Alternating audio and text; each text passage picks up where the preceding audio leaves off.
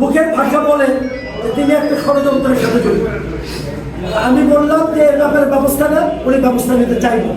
তো এরকম আমরা কয়টা ধরবো, আমি 5-7 জায়গাতে পেয়েছি সিলবারা স্বাক্ষর করা 20-30টা করি।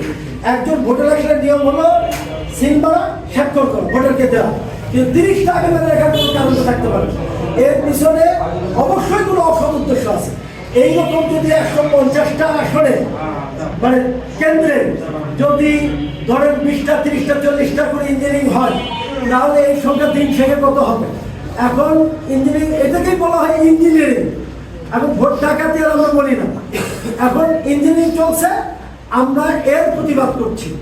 আমরা যখন প্রশাসনকে পুলিশ প্রশাসন বলছি, তারা সেখানে যাচ্ছে, তারা ভূমিকা রাখছে, বিজিবি যাচ্ছে, জেলা প্রশাসন, কিন্তু পুলিশ চলে আসলে আবার ওই আগের অবস্থায় তৈরি হচ্ছে।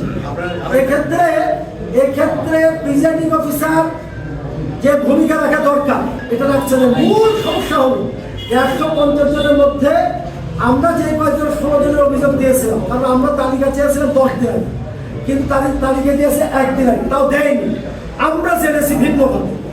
তারপরে আমরা 16টা অভিযোগ দিয়েছিলাম, সেই 16টা হয়তো বাদ দিয়েছি, কিন্তু এরপরে কত 16টা যে আছে এটাই হলো মূল সমস্যা। আমি সকালেও বলেছিলাম, বেড়াই যদি খাপ খায় সেই জায়গায় করার কিছু থাকে না। আমরা তারপরে গণতন্ত্রের সাথে এবং মানে ভোটারদের প্রতি আস্থা রেখে আমরা নির্বাচনের শেষ পর্যন্ত থাকবো ইনশাআল্লাহ। ধন্যবাদ। দৈনিক আজকের বাংলা .net